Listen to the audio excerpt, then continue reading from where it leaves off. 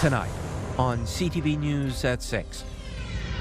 Heated exchange during a meeting with the education minister. There aren't any clear answers. The blame was still passed a lot. Parents in Parry Sound are angry over construction delays of a super school. What's the latest in Saskatchewan? We have to make sure that we're doing everything that needs to be done to make the community safe. Residents have not been able to return to their homes. And he fell and couldn't get up. Eventually, I started getting worried. This Manitoulin Island dog is a real lifesaver. CTV News at 6 with Tony Ryma and Rick Wyman with weather. Good evening. So glad you decided to spend some time with us on this Friday. 3 people in Iroquois Falls have been arrested on drug charges as part of an investigation. OPP executed a search warrant for residents in Iroquois Falls yesterday, seizing $35,000 in cocaine, other drugs, cash, and trafficking items. A 40-year-old from Iroquois Falls, along with 2 people from the London area, have been charged. The town of Thessalon is without its hospital's emergency department and will be until tomorrow morning. 24-hour closures are commonplace in the community. Thessalon has a plan to hopefully draw a doctor to town and end the closures. CTV's Corey Nordstrom has more. By week's end, Thessalon's emergency department will have been closed for 48 hours total, all due to a lack of physicians to staff it. We've been without any physicians at our clinic since 2022. So we've been in a bit of a healthcare crisis. Our clinic's been operating solely on locums here for the last 4 years. The lack of a permanent family doctor has been the subject of much frustration in the community, seen clearly at a rally held nearly a year ago. To address the service gap, the municipalities of Thessalon and Huron Shores have begun an initiative to bring in someone from the Practice Ready Ontario program, where foreign-trained doctors are supervised by local physicians before they can start a practice in Canada. I think the barrier for Thessalon is it's a bit intimidating to be the first physician going in back into that community, because of course everybody is going to want to be rostered to you naturally, and I don't blame anybody for that. So I think if we can get a PRO, Practice Ready Ontario candidate in there for a return of service, we know we've got stability for 3 years because that's the return of service obligation. With no family doctors in the community, they'll need the expertise from those in nearby Bruce mines, and the towns are raising money to help cover those added working hours. Thessalon is looking to invest upwards of $40,000 into the initiative and are calling on community support for donations. The 2 physicians from the neighboring clinic are going to come and provide some oversight. So it'll be outside of their scope of work.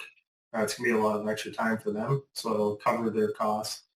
We're looking around the $60,000 mark for 12 to 8 months of oversight. Bird says there is excitement in Thessalon after one physician recently toured the community, and they hope to have more through in the coming months. The best case scenario would be June 1st that they'd be starting, so there would be funds going out by June 1st. So time is of the essence to make sure it's fully funded. Corey Nordstrom, CTV News, Thessalon. It's been more than a month since the water system failure in Saskatchewan forced residents to evacuate. Officials are not able to say yet when people will be able to return home. CTV's Lydia Chubak has an update on the community. More than a month has passed since the majority of Saskatchewan First Nation community members were evacuated from their homes. A failure with a pump caused sewage to back up into the drinking water supply. Community officials tell CTV News repair work is underway. They say 2 new filters need to be installed and the entire system will need to be flushed and cleaned of cryptosporidium. We have to make sure that we're doing everything that needs to be done to make the community safe, make the water supply safe. So it's just the situation that is a waiting game right now, and I think for the whole month of March they're going to be out.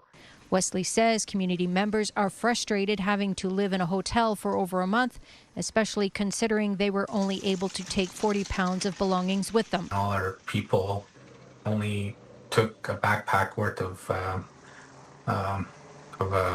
close, and and we're already a month in, and it's just been interesting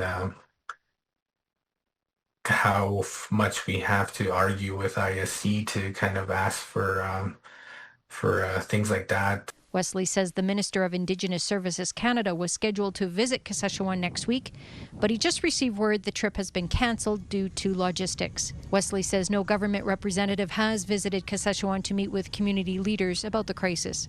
Yeah, it is frustrating to not get any word from them, but I think that's just how the governments operate, right? Wesley says he's been told by Indigenous Services Canada that it's been quite a long time since an evacuation of a First Nation community has gone past 60 days. Wesley says the process lacks human compassion, and it's time that gets addressed. Lydia Chubak, CTV News, Timmins. A raucous meeting Thursday night in Parry Sound. Dozens of parents demanded answers and accountability from the Near North District School Board and the province on the delayed mega school build. CTV's Eric Tashner has the details. Explain that to us. Frustrated, angry, and downright disappointed parents demand accountability. The families and the students of West Parry Sound deserve an apology. There aren't any clear answers. The blame was still passed. A lot. From Education Minister Paul Calandra and the Near North District School Board. The focus for me is not dwelling with the past, it's going to the future. And I've been brought in to lead this board to bring trust and hope back. Over the long-delayed $58 million JK to grade 12 super school, the school is 90% complete. The issue at present being exterior brickwork laid incorrectly, which needs to be redone. Calandra promising the school will be ready by September. Judge us by what we accomplished and not by what we're saying tonight. I'm completely ready to be held accountable. Calandra took control of the school board in December and dissolved school board trustees after a scorching provincial governance review found board dysfunction ultimately led to the building not being ready for the first day of class. I get their anger. I get when they say that we just don't trust you. Some students had to take online classes until a plan was in place, while others were learning in a half-demolished school. The province is in the process of hiring a new contractor after terminating the original builder. Skeptical parents don't believe there will be enough room and that class sizes will be too large, with the closure of a nearby elementary school and another school being transferred to the French board. The growth that's happening now and in the future, I can almost see that we're going to have to build a new school in the next 5 years. It will be big enough for 26, 27, 27, 28, and 28 to 29. Updated enrollment numbers will be released during the budgeting process, which is expected to come out this spring. But as they were leaving, many parents say they now have more questions than answers. They came here very unprepared. They didn't know the numbers. They didn't know the numbers that the school would fit. They didn't know the floor plan. Calandra plans to remain in control of the board until the school is built and governance issues are rectified. Eric Tashner, CTV News, North Bay. Nipissing Parry Sound Student Transportation Services is advising parents of possible school bus cancellations starting Monday. Drivers with Alouette bus lines are in position to strike and could be on the picket line February 23rd if a deal is not reached. According to United Steelworkers 2020, last week drivers voted to reject the company's final offer over wage increases. Transportation Services suggest parents subscribe to the bus planner notifications for the latest updates on affected bus routes. Nearly $6 million is going to Chapleau to rehabilitate water infrastructure. Algoma Manitoulin MPP Bill Rosenberg made the announcement today on behalf of the province. The $5.7 million will help replace water mains and sanitary sewers. The full project will cost the township nearly $8 million to complete. The provincial money will cover most of the cost and marks the largest single grant in the community's history. Wawa also getting a major boost for water infrastructure today. The community is receiving $4.7 million to construct roughly 800 meters of water main along Algoma Street and Beck Avenue. The project will also include 700 meters of sanitary sewer along the same roadways. Both projects have been funded by the Municipal Housing Infrastructure Program's Health and Safety Water Stream. Shifting gears now to the weather, and a system is moving across the Northeast, bringing snow. To tell us more, here's CTV's Amanda Hicks filling in for Rick Wyman. Thanks, Tony. And I was trying to channel some spring-like weather today by choosing some pastel pinks, but it appears Mother Nature just wasn't having it today. We did see some messy weather to start the weekend, depending on where you were, of course. Parts of the Northeast saw some snowy conditions throughout the day today, but the good news is that is going to taper off as we head further into the weekend. By the time the weekend wraps up, we'll be seeing less than 10 centimeters of snow in total, which is good news. The bad news is, though, that we're going to be seeing some colder conditions to start the work week. I'll have more details coming up a bit later on, but for now, Tony, back to you. Thanks, Amanda. The High Court in the U.S. rules against the president's tariffs. Still to come on CTV News at 6. Trump, though, hits back with another levy on countries. First, we're heading to Algonquin Park. This live webcam is courtesy of the park, and it's snowing. Take a look at that. We're back in a few minutes.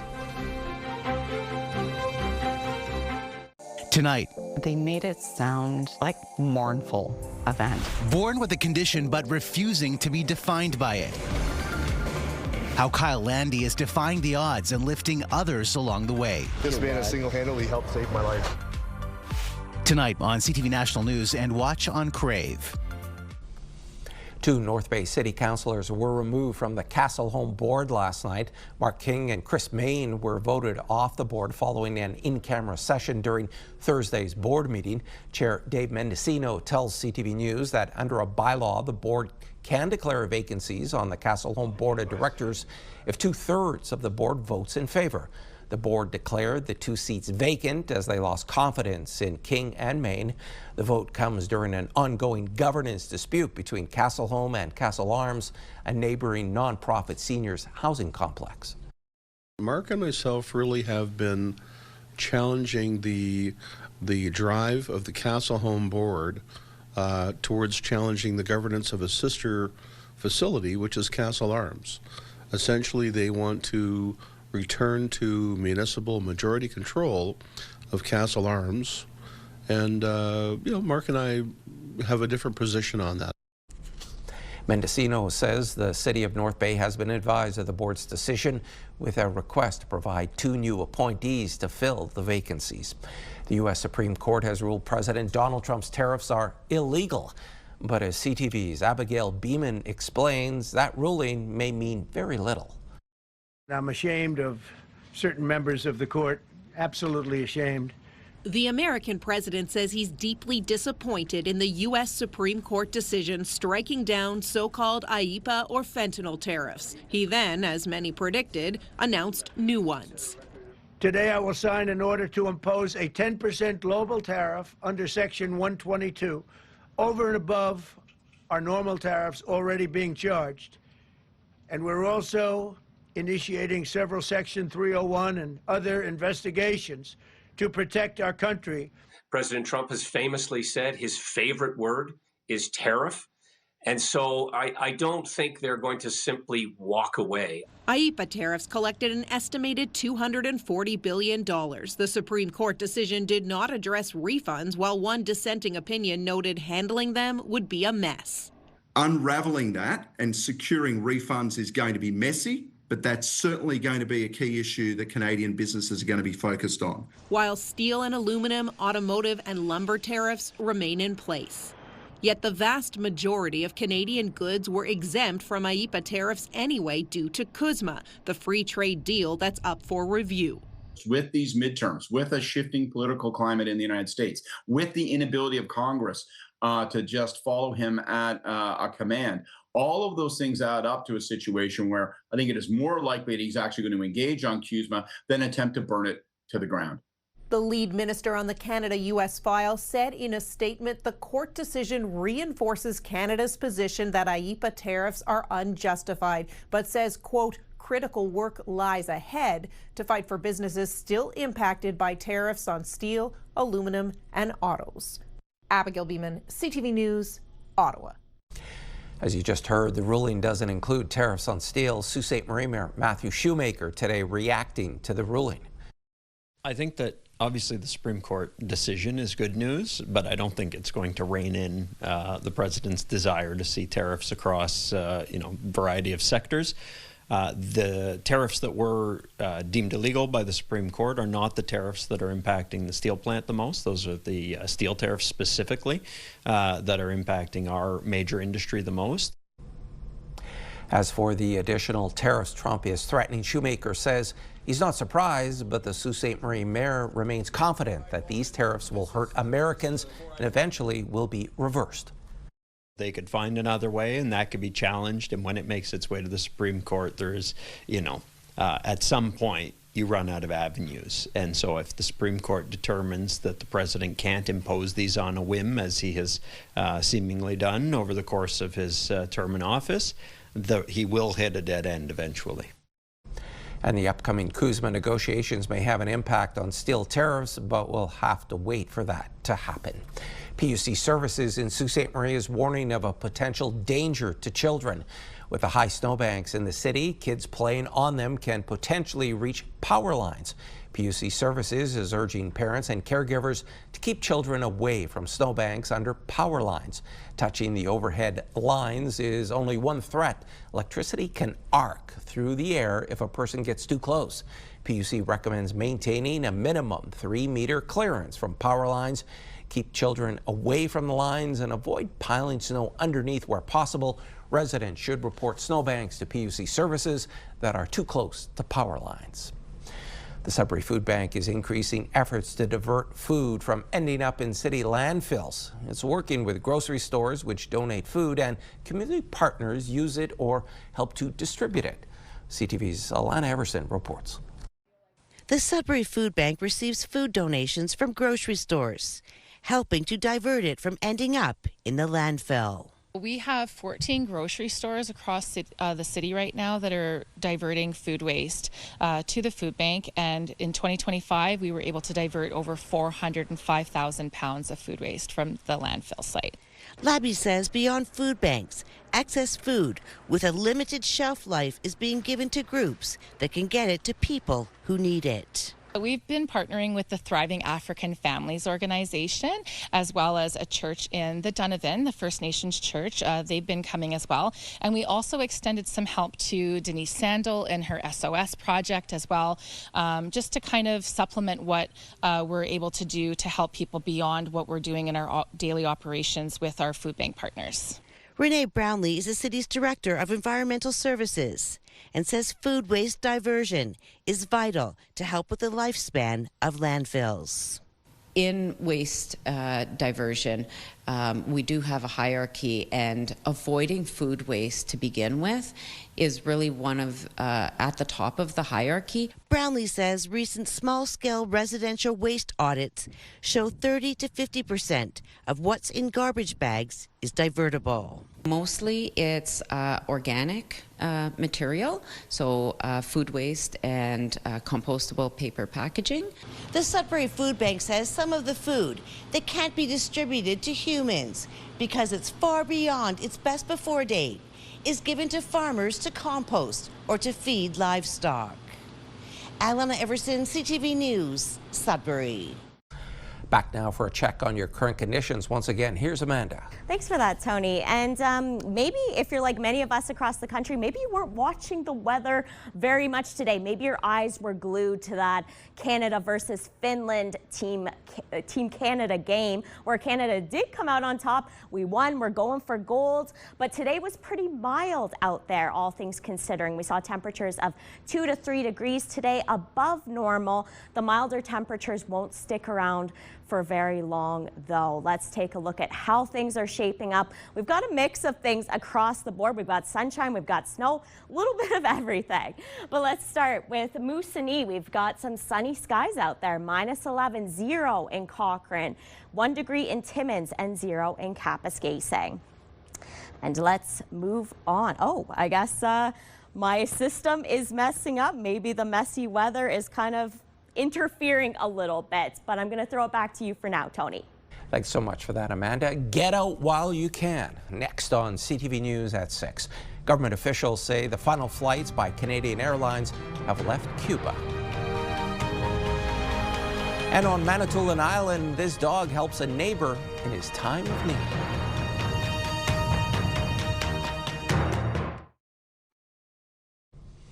India's envoy to Ottawa says Canada could sign a comprehensive trade deal with New Delhi within a year. India's High Commissioner says a 12-month timeline isn't overly ambitious as both countries face a shifting geopolitical climate and need collaboration in multiple sectors. Prime Minister Mark Carney is set to travel to India in early March. The visit will likely involve meetings with a wide range of government and business officials in New Delhi and Mumbai. According to the High Commissioner, Canada and India agreed in November to formally launch negotiations on a comprehensive economic partnership agreement, a trade deal covering almost all goods and services.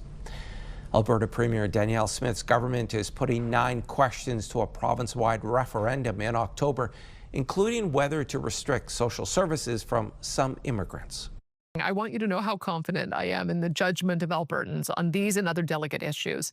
Although there are some politicians and commentators that fear direct democracy, such as referendums, I do not. I trust the judgment of Albertans. Another asked for approval to cut off newcomers from social services if they don't fall under Alberta-approved immigration status. The question doesn't define what that status means. One question asks Albertans if non-permanent residents should be charged a reasonable fee to access health and education systems.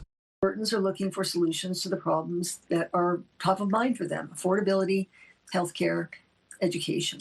And unless and until the government is effective in addressing those questions, these distractions of immigration, the federal government, and so forth, I think are going to be very problematic. Other questions delve into the Constitution, asking whether Alberta should open negotiations with the rest of Canada to abolish the Senate and to give provinces the power to appoint Superior Court judges. Ottawa has updated its travel advice for First Nations people heading to the United States. As of yesterday, the government website has been updated with new guidelines, including urging them to carry a passport in addition to a status card when crossing the U.S. border. Before this week, the government website said First Nations people could freely enter the United States for the purposes of employment, study, retirement, investing, or immigration. The website says acceptance of all status cards is, quote, entirely at the discretion of U.S. officials. The Assembly of First Nations has been warning First Nations people to be wary in light of immigration enforcement raids in recent months. Foreign Affairs Minister Anita Anand says the final flights operated by Canadian Airlines have left Cuba. Anand says Canadian airline workers have helped bring close to 28,000 travelers safely back to Canada. And if everyone is still in Cuba, some international airlines are still offering commercial flights. She urged any Canadians still in the country to leave while options are still available. Canada has updated travel advice to Cuba to avoid all non-essential travel amid worsening shortages of fuel, electricity, food, water, and medicine going on in the country amid a U.S.-imposed oil blockade. It adds all Canadian airlines have suspended service to Cuba until further notice. It is unclear how long the restrictions on travel to Cuba will remain in place for Canadians. And we'll have more news plus weather still to come. You're watching CTV News at 6. Labatt Brewing Company has signed on as the latest member of Ontario Corps, an agency that coordinates volunteers responding to emergencies across Ontario. CTV's Jerry Doohan has more. In 2012, Labatt became the first brewery in the world to shift production so they could turn out cans of emergency drinking water. Now the brewery has signed on as a member of Ontario Corps, and that commitment goes beyond producing water. Labatt may offer use of their facilities, trucks, drivers, cardboard boxes, forklifts, pallets, and refrigeration facilities to support emergency response efforts. Ontario Corps was first announced by the Premier in late 2024. It's overseen by Emergency Preparedness and Response Minister Jill Dunlop. Dunlop visited the Labatt Brewery Friday morning to formalize the arrangement. So having individuals volunteer is amazing. We want to continue to build that up and help train people. But when you look at private companies and associations who want to sign on and want to help out, they have those assets that are available to our needs. Labatt officials say the Labatt Brewing Company has been taking part in humanitarian projects from the very earliest stages of its almost 180-year history. John Kinder Labatt, our founder, started this tradition of giving back to the community in London when there was a famine in the late 1800s, and gave 1,000 pounds of flour. So we've continued that tradition. Since 2012, Labatt has donated more than 1 million cans of water to disaster relief efforts, including sending 40,000 cans to Penanjicum First Nation, whose residents were impacted by wildfires in Northern Ontario last summer. Labatt also produced hand sanitizer for food banks and frontline workers during the pandemic. Ryan says having a more coordinated approach will benefit those impacted by disasters and the volunteers who take part. For me, when assets are available and they're not utilized, that is the tragedy in this, is that when you want to help, you can't. But this will enable corporations and companies like Labatt to support the government and Ontarians quickly and efficiently. Labatt is one of the first private sector organizations to become an Ontario Core partner. Jerry DeWan, CTV News. Hundreds of job seekers connected with dozens of employers at a job fair today in Sudbury. We get the details now from CTV's Angela Gemmell. There's a constant flow of job seekers coming through the cafeteria at Collège Boreal, and employers are just as eager to connect with them. There's needs for employment out there. A lot of people are looking for jobs at the moment, and that's what we're here to do. The career fair is a partnership between Employment Options and Collège Boreal, with events today at both the Sudbury and Toronto campuses. An estimated 500 people had a chance to speak to as many as 37 different employers in Sudbury.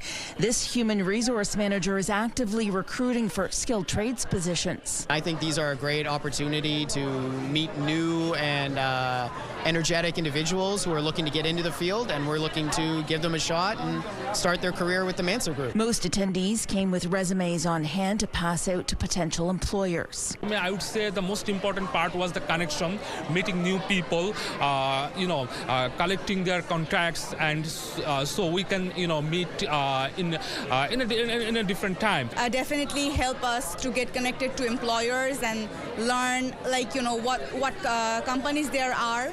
And it's great to see people here and then get connected to the employers, get inspirational, advices. Employment Solutions says many of the vacant positions in Sudbury are connected to either mining or healthcare, but regardless of the field, there's some advice for job seekers. A lot of it is computer generated when it goes through the process of elimination, basically. So you need to have those keywords ready and on your resume for it to go through the second stage, right? So an employer sometimes only takes up to 7 seconds to look at your resume. Employment Options says its next career fair is Wednesday in Sturgeon Falls. This one wraps up Collège Boreal's first ever Business and Entrepreneurship Week. Angela Gemmell, CTV News, Sudbury.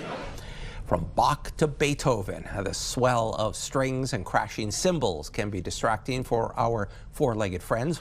Thanks to the Kitchener-Waterloo Symphony Orchestra, several would-be service dogs learned to stay focused in the noisy environment.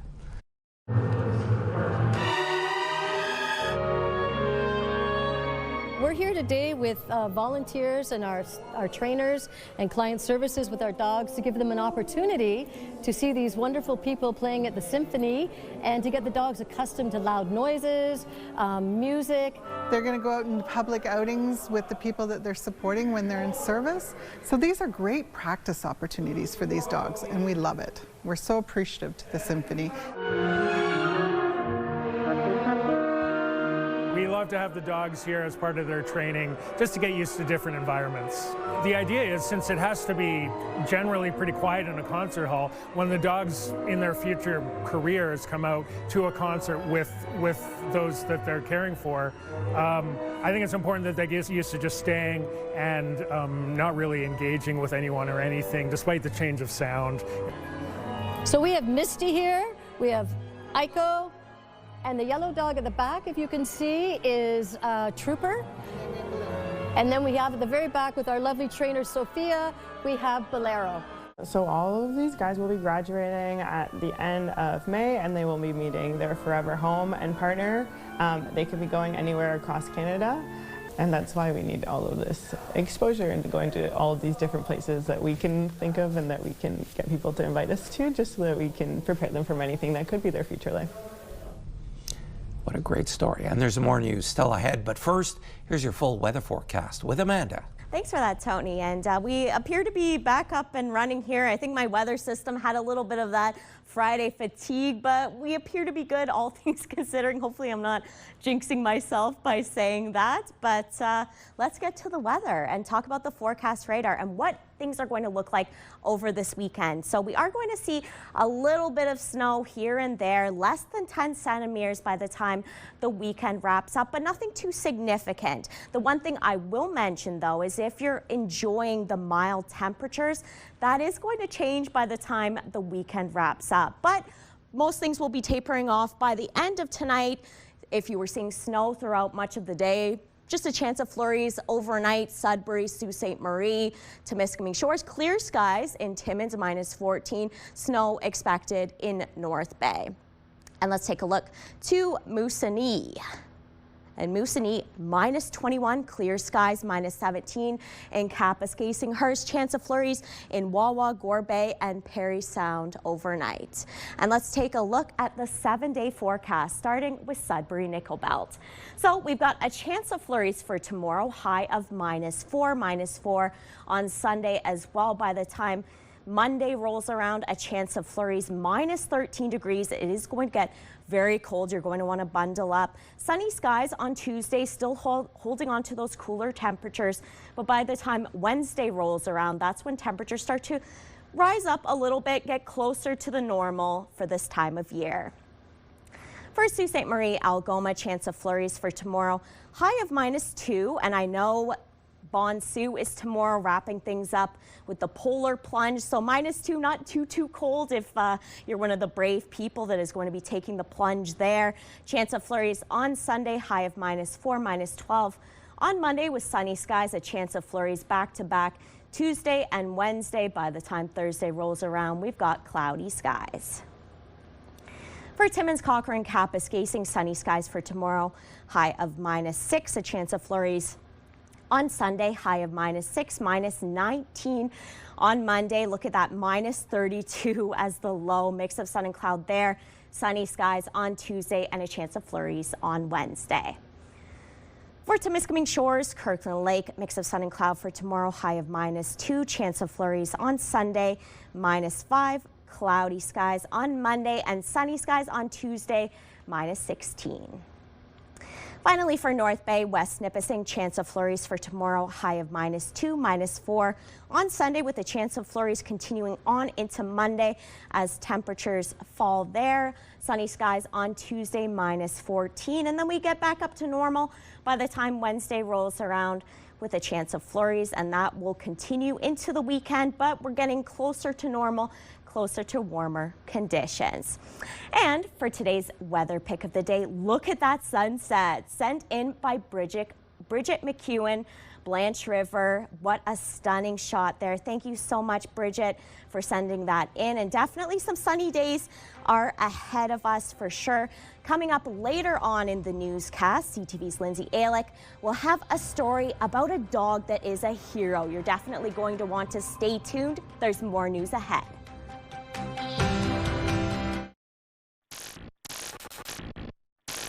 Hockey This Week is brought to you by Rastall Nut and Bolt Company.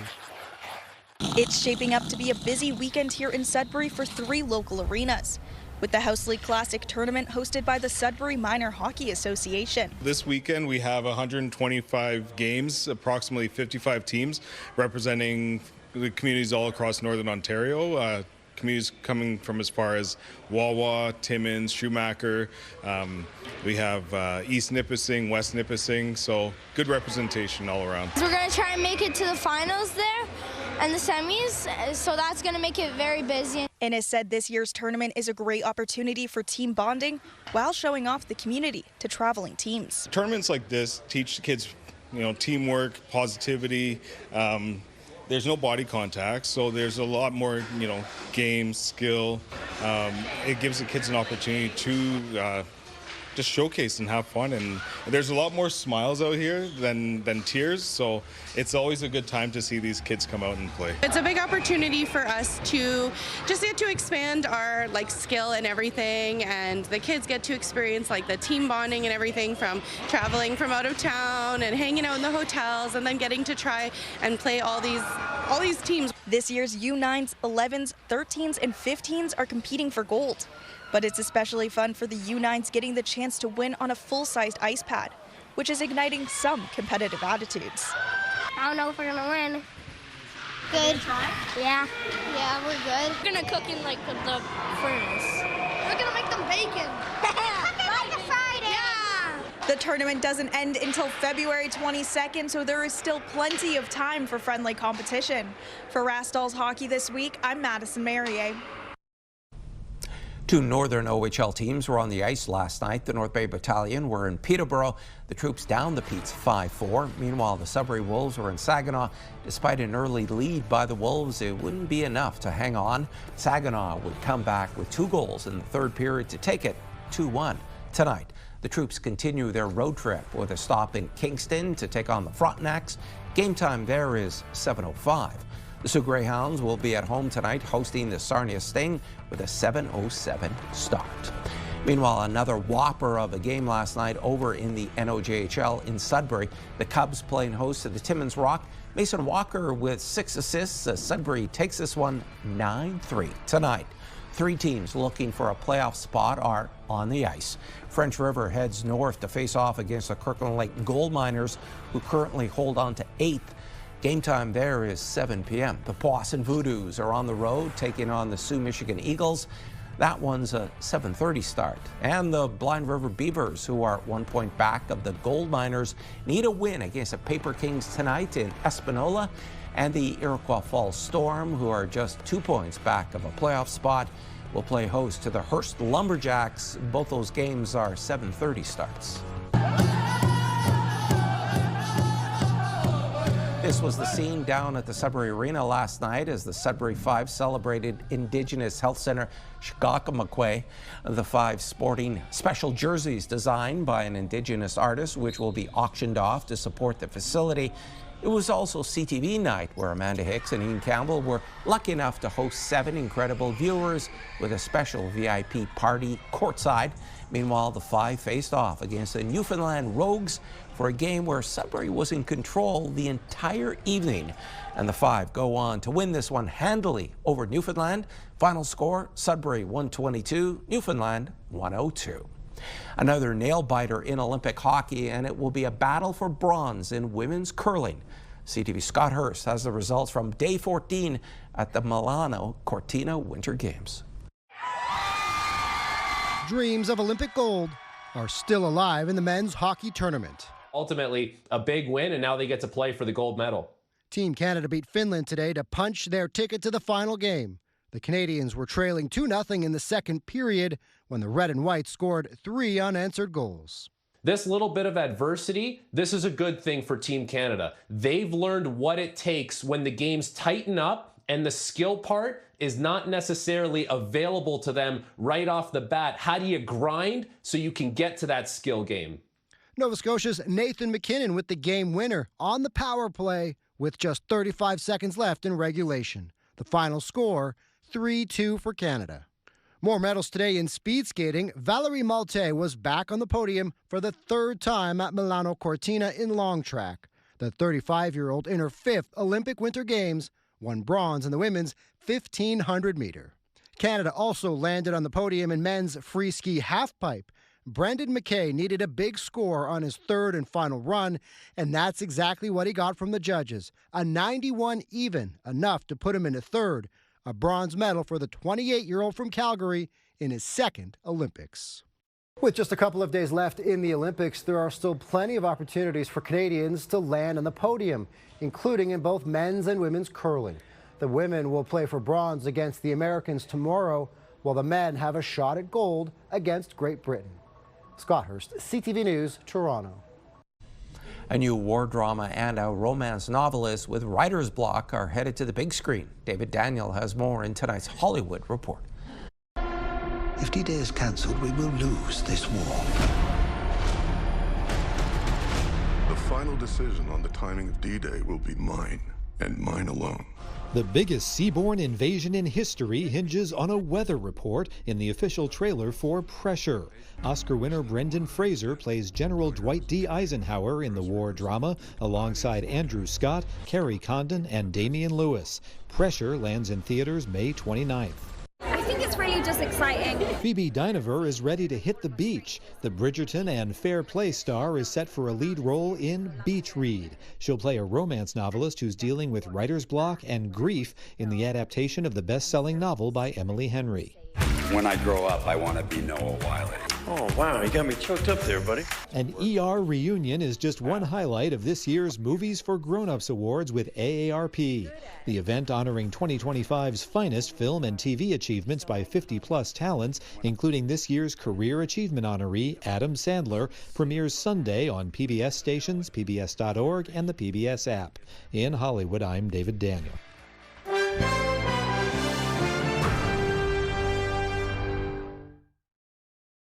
Stock markets responded to the U.S. Supreme Court striking down Donald Trump's global tariffs and Trump pledging to defend his tariff program. BNN Bloomberg's Lindsay Biscaya has more. Investors are now trying to figure out the outcome of this back and forth we'll have on U.S. trade policy. The S&P 500 rose after Donald Trump pledged to defend his tariff program, but uncertainties on any potential budget shortfalls kept a lid on the U.S. dollar and treasuries. Donald Trump is saying today he doesn't have a clear answer on whether he will need to reimburse companies for taxes paid. Refunds could total as much as $170 billion. Here are the closing numbers for today. The Canadian dollar closed a cent higher, finishing at 73.08. West Texas Intermediate dropped to 66.39. Western Canadian Select was up to 51.09. And the TSX closed higher once again, ending the day at 33,817. Those are your business headlines. I'm Lindsay Biscaya. Here are some of the key commodities we follow. Gold up $109.28, closing the day at $51.0728 U.S. an ounce. Silver moved ahead $6.20 to end the day at $84.74. Copper slipped 3 cents to $5.71, and nickel up 2 cents, ending the day at $7.69 U.S. a pound. And Amanda is back now for one last look at your Saturday weather. Well, Tony, your Saturday weather is brought to you by the letter S, snow and sun. We've got some sun in Timmins, a chance of flurries in Sudbury and Sault Ste. Marie, between -6 to -2 degrees, so a little bit more of a milder day out there.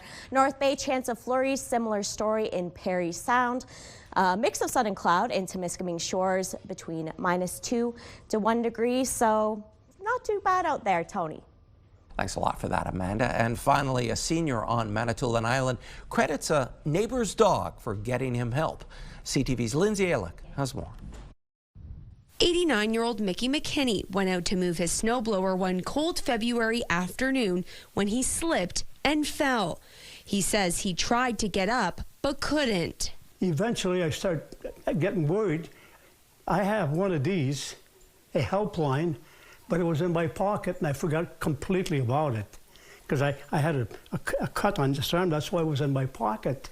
Anyways, to the last resort, I started yelling for help. Rosa, the dog next door, heard McKinney yelling and alerted her owner. She went to the door, the front door, and she barked, which was unusual. I mean, there was nobody there.